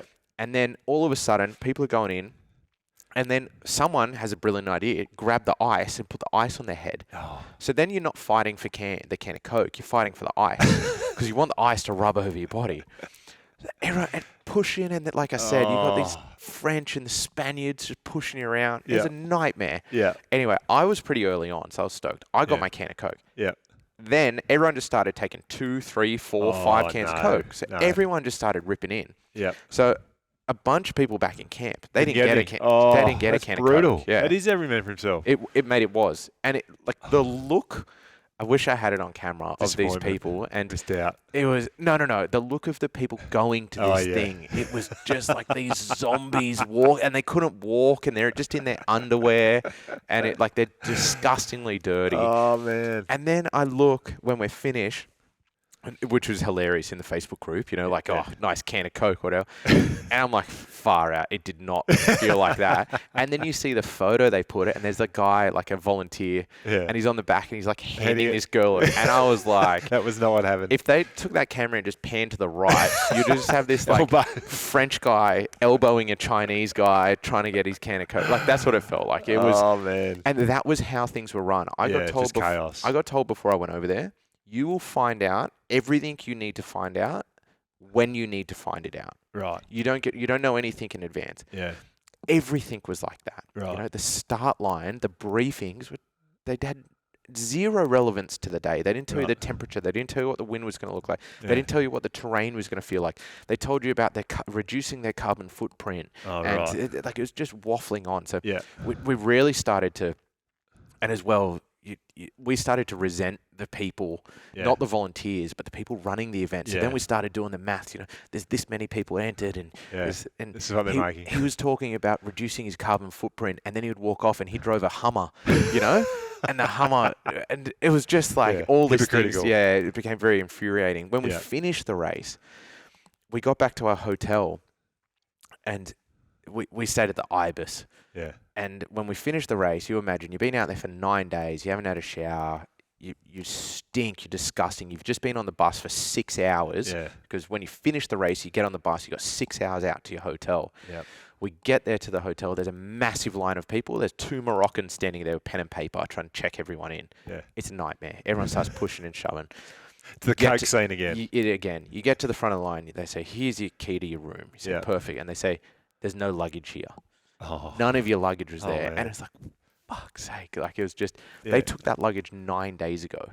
Oh. And then Just have it there ready just- for us. Mate, so then you got to your room, you couldn't shower Because you're not able to get in anything. so you've got nothing to change into.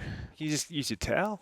Well, you just sit there in your towel. Yeah. You haven't got, you've got your toothbrush, you got your Yeah. soap, you want your clothes, Yeah. you just want to get your phone, you want to talk to your loved ones. Yeah. Like, there's just all of this stuff in your bag. Yeah. They've had 9 days to get it there. Yeah. It's just not there. Then when Oh, it it's- does come, they dump it in the car park, and you got to go find it.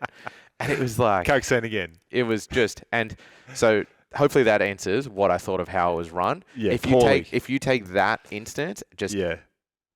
extrapolate that out of The whole thing. everything, that's Yeah. how it was run. So it's the French. They just Sorry. don't know how to. It's all French run, isn't it? It is, yeah. Yeah. Okay. All right, So thanks, I'll Nina. keep my next answers shorter. So that was that. After stage 3, you seemed beat. Yeah, there was a bit of talk. Stage 3 was the long stage. That got me. I absolutely, just like poor planning on that one. That was really bad. That was the long one. Yeah. That was the long stage, 85K. That's when I ran out of water. I got really hot. Yeah. Mentally, what were you saying to yourself to keep your spirits up? Oh, there was a photo I actually wanted to know. That photo that went up where you're going up an incline and you're walking and you're just like dusty, and I just really want to know what was going through your head. Oh, mate, I can't even think of the Okay. photo. So firstly, Okay. answer Nina's question. Secondly, tell us about the horses after that. Oh, yeah, okay. So to answer Nina, mentally what you thought about was, I think I touched on it before, I didn't think about much of my life. I wasn't, I was very, very present. In the moment, trying to get through But it. I do have a funny story. Is Zach, the guy sleeping next to me, one of the Oh, yeah. military guys. We had this salt bed this one day. I call it a salt bed. I don't know what it is. It's just flat, Yeah. and the ground is just like hard cookies of like sand. So when you Yeah. step on it, it sort of crushes, Yeah. and you see all the cracks in it. Yeah. Yep. We come down this valley, and it was just this long flat bed. It was horrible. Yep. Anyway, he said we talked about it at night. What did you think about? What did you tell yourself? How did you get through it? And he was saying one of the days he was walking, and he goes, "I've got a backpack on. I'm a backpack boy. I'm a boy with a backpack." And he reckons he said that, "I'm a boy with a backpack," for 45 minutes. He just kept repeating that to himself. And when he was telling us this, we were just laughing because Like we could relate to where he was at. Yeah, the But it's delirium. just, to say those words for 45 minutes is just ridiculous. So then we started calling ourselves the Backpack Boys. So the plan was when we finished the race, we were all going to go get backpack tattoos. But yeah, so like I'm a boy with a backpack. I'm a backpack boy. He just said that the whole time. So that was how he mentally got through it. There was the guys next to us, Johnny, his name was. He was saying he got into this place where he found he was motivated by I think it was Johnny. I hope it was. If I get it wrong, it doesn't matter anyway. He was saying he was motivated by fear and anger. So he was saying the stuff that he was telling himself was like, oh no, it couldn't have been Johnny because he was talking about his wife. Must have been Fletch. He was saying if they've got my wife and they're holding a gun to her head, Jeez, and if I stop moving, but he said that was what got him going, because then he obviously knew the threat wasn't real. No. He obviously knew the threat wasn't real. Yeah. But it sort of gave him, all right, sort of put him in that mentality of, okay, if things were as bad as they could go, what have I got left in me? Yeah. Okay. That was his way of dealing with it. So he was coming up with all these worst case scenarios in his head. He must have come back mentally drained. Yeah. That's tough. Yeah. Well, you don't always think like that. Yeah. When you need it. When you need it. Yeah. And I think that's what, when people ask, I think that's what they're referring to. Because I had no music the whole time. A lot of people turned to music. I intentionally didn't take any headphones or music. Yeah. So then the thoughts became, for me personally, was I've wanted to do this for so long. I'd put so much time and effort into it that it was I was in the position that I wanted to be in for a really long time. Yeah. Do not take it for granted. Yeah. It wasn't forced. It was something that I'd thought about for a really long time. It was something that I admire in other people when they put themselves in hard positions and they overcome something. Yeah. And it was the realization, you're in that position now. Yeah. You're in where you wanted to be. What are you made of? Have you got what you think you have? Do you is it there? So that's my mentality. When I get into a really dark place, it's I've chosen to be here. Yeah. I'm thankful that I get to pick my adversity. I get to pick my suffering. Yeah. If I got a diagnosis, a terminal diagnosis, they don't get to pick that adversity or that suffering. I chose to be here, embrace it, and then that sort of fuels me. Once I realize that I've made that choice and I wanted to be there. Yeah. Because you see it in movies.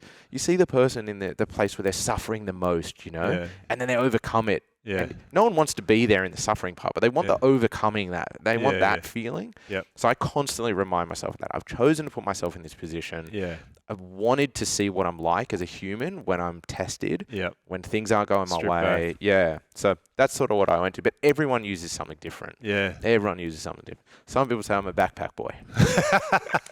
And do you, just on that, how does that translate into your new job of what you're doing now, like performance coaching? And I think it's important for people to understand that I do put myself in these positions as well, because a lot of the stuff that I work with people at the moment is finding, something to break through, whether they're stuck in their personal, professional life, there's something they need to aspire to. They haven't done anything with their life for a long time. They want to move forward. I think it helps when they understand that I put myself in that position, and then the clarity that I get of the thoughts that people have in those positions helps me so much to then go and relate to people. Yeah. I think I used that terminally ill diagnosis before, is that because that's something that I did last week. I worked with a group of people with osteoporosis. Yep.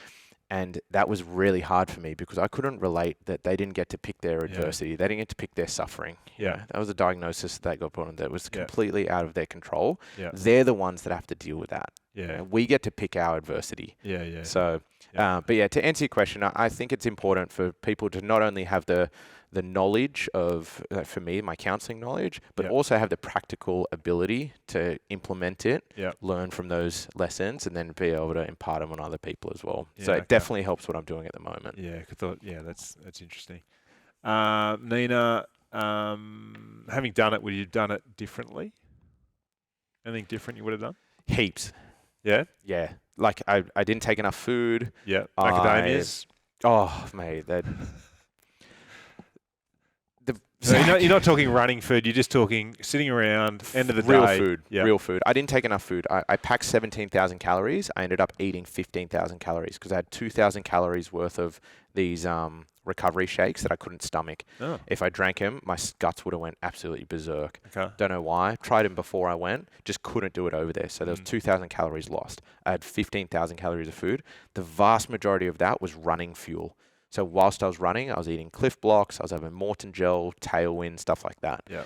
Where I went wrong is I didn't have enough real food because I didn't have enough little snacks. So the guys next to me, they had vacuum sealed, like just you imagine 9 macadamias, you know, just like in a little vacuum seal. It weighs nothing, but to sit there and put one macadamia in your mouth, salty, and crunch on it, mate, the death stares I was giving these guys when they were, and like little beef jerky, you know, and every now and again, do you want one? I was like, fuck yeah, I want one. I'm about to kill you for it. I either had a freeze-dried meal, so that I had to rehydrate, which was like my dinners, or I had running fuel and the little snack stuff. That's one thing I'd do different. I'd pack my bag differently. I would train completely differently. I would do a bunch of different stuff. Yeah, too much time for me. Not enough time with my pack.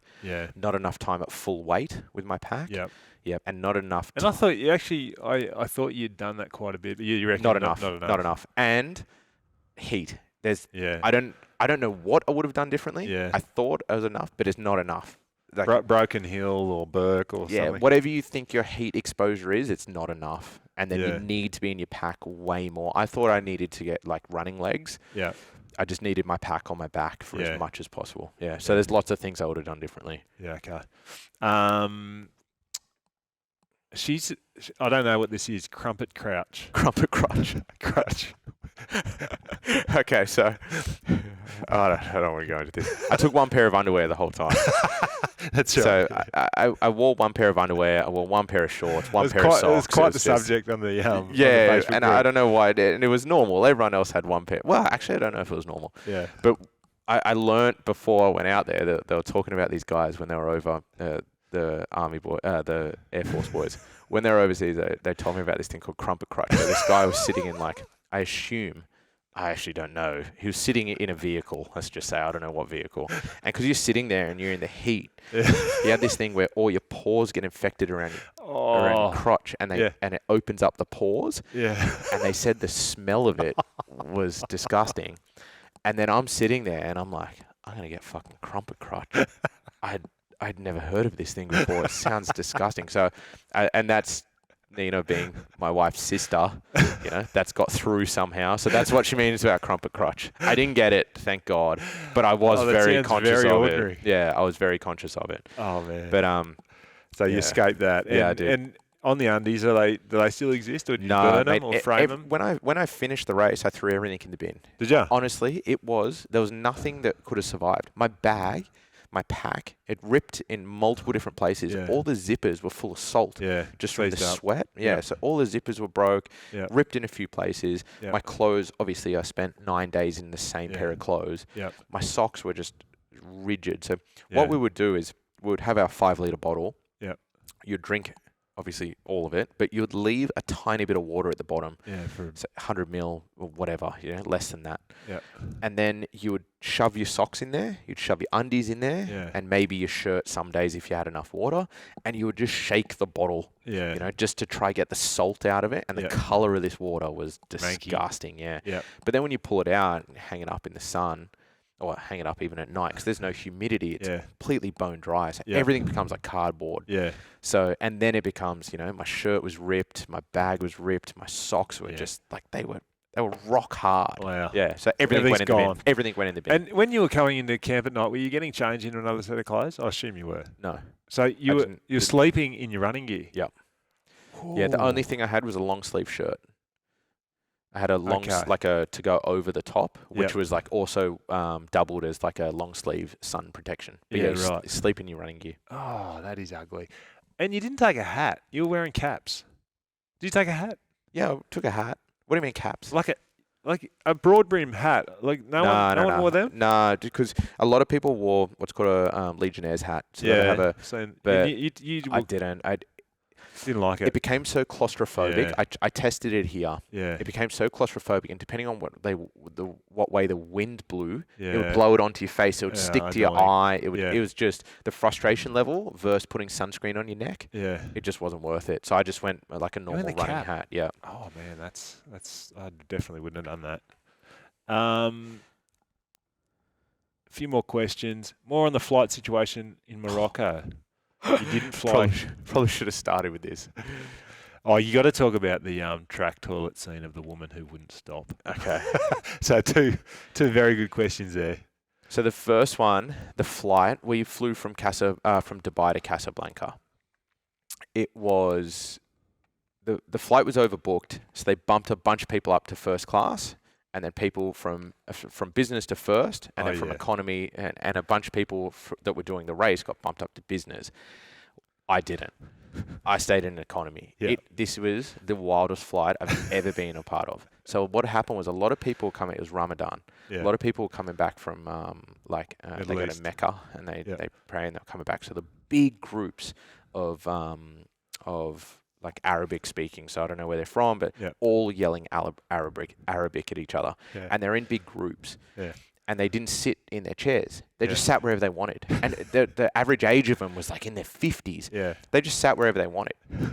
So then people were coming in, like me, and they're like, "You're in my seat." And they're like, "We'll just sit somewhere else."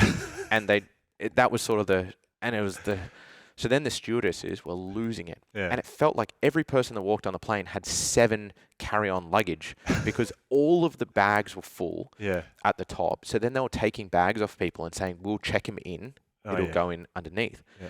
But for us, I had my bag on me with all of my running gear in it, all of my food, my shoes, everything I needed to do that race was in my bag. Yeah. And they said, "Sir, we'll take your bag." I said, "You're not taking my bag. Not a chance. This isn't going checked in, especially with how this looks. Like you're going to lose my bag." Yeah. So I refused to give him my bag, which probably wasn't the right thing to do. And then finally, we're on the tarmac, doors closed, ready to take off for an hour until everyone got in their seats. Yeah. The stewardess ended up giving up. Everyone just sit down. Sit wherever you want. Just whatever. We take off. What airline are you talking? They were Emirates. Oh, wow. The moment the plane gets in the air, the nose is, the back of it's still touching the ground, everyone stands up, starts walking around.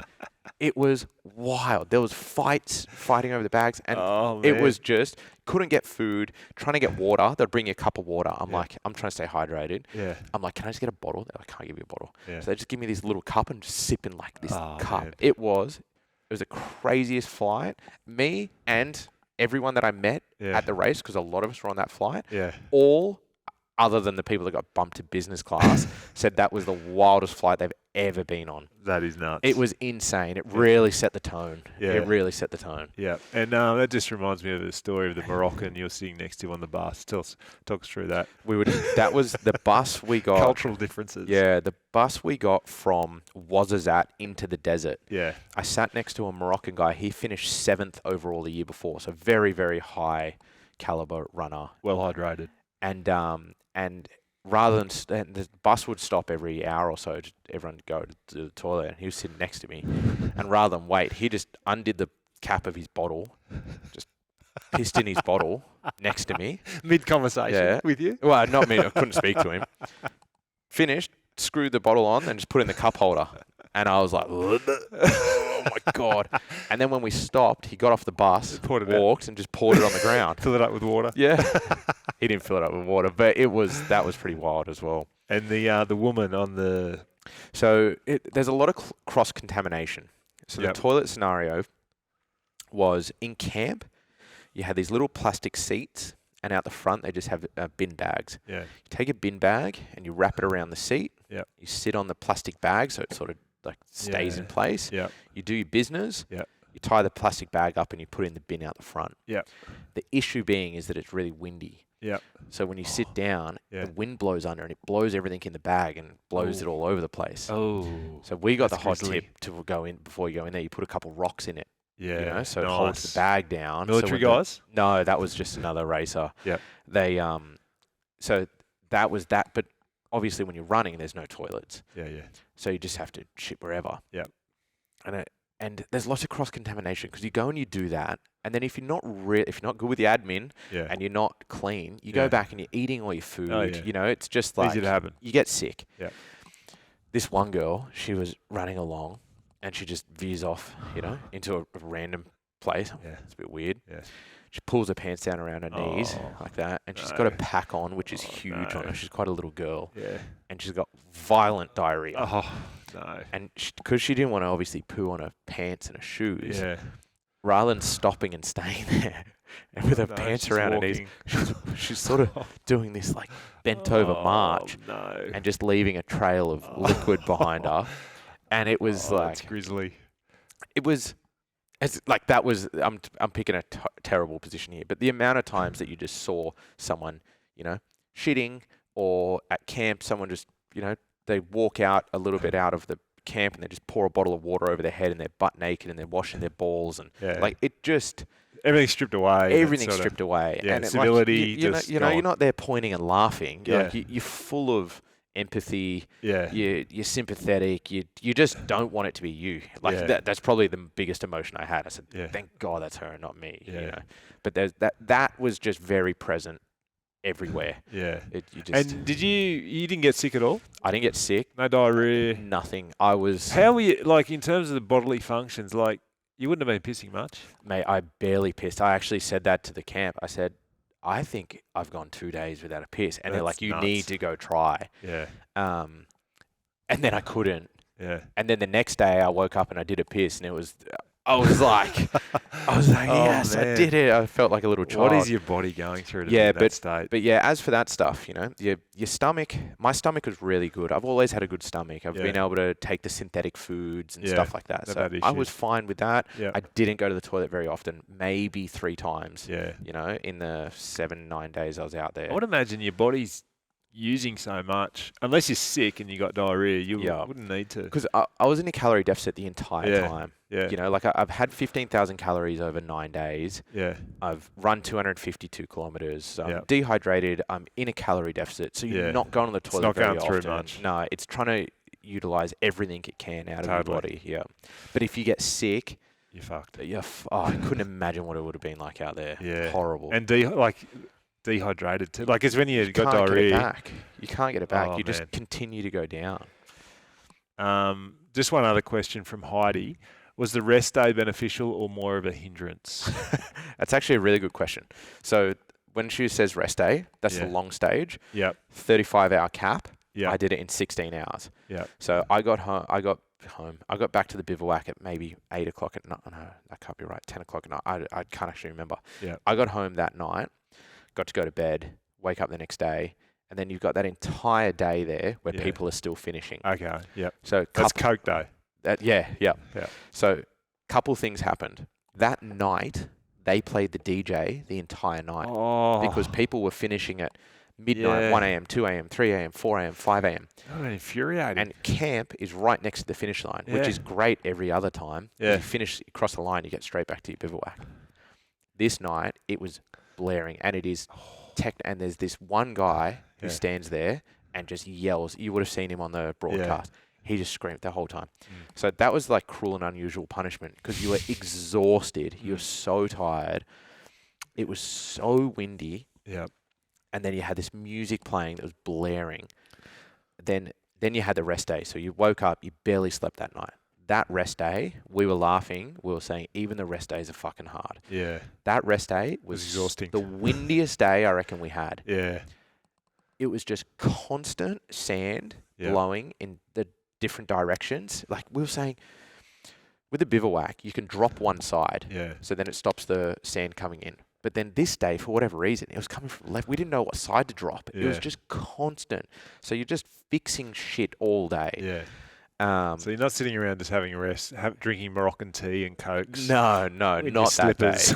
It was that day. It was obviously beneficial Yeah. because you You get a needed a day day. off. You get a day where you don't have to move. Yep. It's obviously beneficial. Yep. For your brain, Yeah. Not so for your mentality, for Yeah. morale. Yeah. It wasn't like Like if someone said to me, "Hey, you can skip this and start again today and just get it done quicker," it would have been like, "Let me at it." Yeah, right. Oh, Well, we've been going for nearly 2 hours. Yeah. I think we've covered the decision to do it. How big a sort of a goal it was for you. You'd been obviously thinking about it for years. I didn't realise all that stuff about last year being B races. That's nuts. Spoke about the actual event, your training, problems you encountered. Had questions from the group. I don't have anything else, mate. Any other thoughts you want to? No. Any other mentions of people that from the event or that helped you get through it? Not necessarily. I think we touched on, just how much I lucked out with having the boys there next to me, the Air Force boys. They were the backpack boys, the backpack boys. Yeah, mate. I don't think there's anything else. Like there was. Obviously, I think everyone that I speak to, I think of something else. It was a long time out there. It was plenty more stories to slowly to unfold. But this has been an awesome sit down, and it feels like a banquet of being able to hear you talk about it has been awesome, and I feel a bit like. When Lance got busted for drugs and like Oprah managed to score that one interview. Yeah. Like when I got the call up for the podcast, I was like, oh my God, this is like, I'm the one that gets to sit down and talk to him about, because we're all like sitting on the group wanting all this feedback about the event. And that's been awesome to sit down and I'm not sure what's funny that you compared me to Lance or yourself to Oprah. That is a wild analogy right there. That is. Have you ever taken performance-enhancing drugs? Yeah, no comment. No comment. Oh, that's all hilarious. You had was tailwind. That's funny. Well, Dundee, thank you it's been awesome for doing it. It's made it a hell of a lot easier for me just to have a conversation with you. And absolutely. A 2-hour conversation as well. No, it's been awesome to hear about it, and definitely inspiring. And hope everyone enjoyed listening to it. And maybe I'll sign off with just thanking everyone again for all the support in that group. That was. I'm so glad I did that, especially there ended up being 270 people in there, which was mind-blowing. It was unbelievable. Yeah. So I'm stoked that I did that and all the support I got. Awesome, mate. Thanks to everyone. Well done. Thanks, all guys. Right, cheers. Bye.